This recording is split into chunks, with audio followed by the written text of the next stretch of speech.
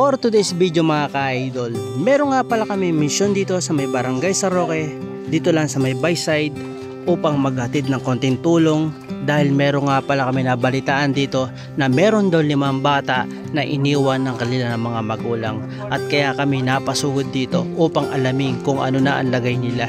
So mga ka-idol, naghatid kami ng konting tulong para sa mga batang iniwan ng mga magulang nila, at kaya ito ang kanilang istorya at lagay nila. Sa mga ka-idol, ito yung magkakapatid na napanood natin sa vlog ni Ma'am Becca. So ito sila. So ilang taon ka na, kuya? 9 po. Mag-9. Ikaw? 5 po. 5. Ikaw to? 11 po. So nag-aaral pa kayo? Nag-aaral pa kayo? Bala ko lang pag-aralin. Ngayon, marami naman tumulong na pagbigay ng uniform at saka sapatos. Ang problema ko, yung financial araw-araw. So, hindi ko kakayanin, matanda na ako. So bali mga ka-idol, kung sakaling mapanood nyo tong video ko, pwede nyo akong kontakin, at kahit kaunti po, maabutan po natin ng tulong tong maglolola. Si Lola lang po nag-aasikaso sa kanyang mga po. Kasi yung talagang lola nila na nagkakalinga sa kanila, di ba nakagat ng aso? Namatay na yung. Ayan, sa aking ipilasang. Ere pa tao. Ito pa yung... Ayan ang pinaka-pang-apat. Ito pa yung kapatid nila, mga ka-idol. Yan, yung maliliit na yan. Yan siya, malaki na. So, Kaya ako na may ako yung buhay ko nasa nebulizer din lang. Pinag-aapo na rin ako. Ay talagang gusto ko lang maitaguyod yung aking mga apo. Ako nga nagtitiis nang ako na alimurag. Wala ng mga batang yan. Mga po, napanood ko nga po sa vlog ni Paring JR.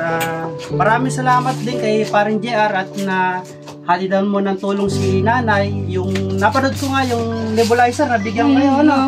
Ayun, maraming salamat kay Paring JR. Maraming salamat din po sa mga tumutulong. Talagang... Sa lahat po ng mga vlogger ng Victoria. Ayan, puntahan nyo lang po dito sa Bayside. Si Lola, yung po mga bata, yung 5 magkakapatid na iniwan ng mga magulang. Sana kahit konti po, maabutan po natin ng dagdag financial sa kanila. So yung mga ka-idol, mo araw-araw sa umaga, pag hindi tigbibenta, di 10 tinapay at kape. Ilan niya. Sa tanghali, bibili ko ng ulam. Kaya kahit ako'y nilalagsak, ako'y nangunguhol. Nangunguhol ako ng kung sa pispa na may pispa, kung saan kami dumadayo. Sumasama ako ng pagtitinda. May taguyod lang ako sa aking mga apo. Mapakasakit sa loob ko na kung sino man ang magkakalinga sa aking mga apo, masakit man sa akin na madampot pa, ay titiisin ko na, gumanda lang ang buhay ng aking mga apo. Yun mga idol. At sana po naman mga ka-idol, yung mga vlogger po natin dyan. Ito isang tropa ko to. Direct Frankie Asares. Kung mapapanood mo tong vlog video ko, baka pwede naman. Kay Pugong Biyahero. Shoutout kay Pugong Biyahero. Sana makarating ka dito sa bahay namin sa Victoria, Laguna. So mga ka-idol, ito po yung konting may tutulong ko para sa mga bata. Ano sasabihin niya? Mga bata, pagka-share nyo na to, para Richard. Maraming salamat po sa mga tumutulong. So ito po yung galing sa mga sponsor. Sa sponsor natin. At marami po, mas mahigit pa po ang darating na biyaya pag dating ng Ano araw. sasabihin? Di ba? Kahit may mga kapag nahiwa ang akin na po. Oo. Mga tinelas na akin mga apo. So yan mga ka-idol, meron tayong nabigay sa kanilang kahit konting tulong. Maraming salamat po sa kapatid ko na chinat ko na nagbigay sa akin ng dagdag tulong para sa grocery. At lalo na po kay Engineer Carmax, maraming salamat. Maraming salamat po. Ako pinagpapasalamat sa mga nagbibigay ng tulong sa akin mga apo. So nanay, pagpasensya nyo na po itong dagdag, nanay ha? Cash po ha. Para sa mga bata po ha. Salamat po. Maraming salamat po. Huwag po kayong magtatawad. Ano po, may biglang magbigay ulit po, itataan po ulit namin dito. Maraming salamat.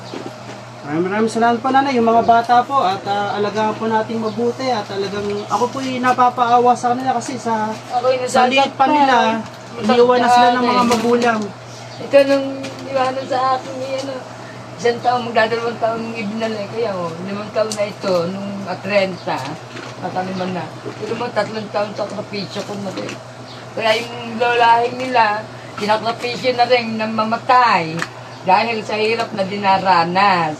Pero mo nga naman, kanyang lahat. Kanya ang paggagawa ng paninda, kanya ang paglalaba. Kaya mo isang barilis ang labahin.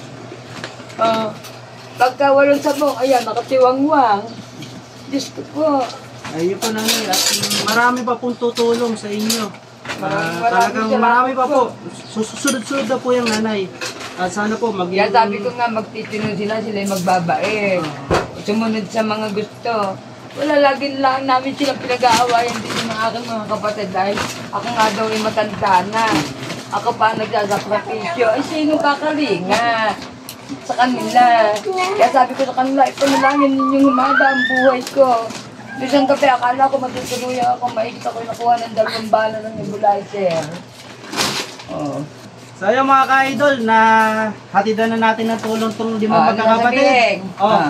Nakase. Ang sasabihin nyo? Ah. Thank you po. Okay.